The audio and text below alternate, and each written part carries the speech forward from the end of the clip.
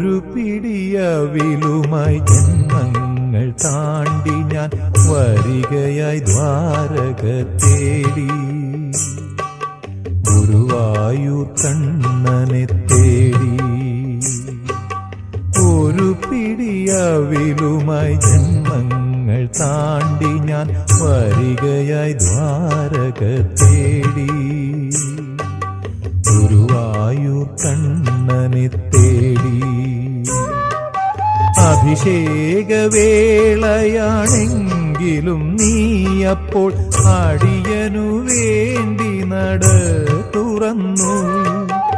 അഭിഷേകവേളയാണെങ്കിലും നീയപ്പോൾ അടിയനു വേണ്ടി നട തുറന്നു.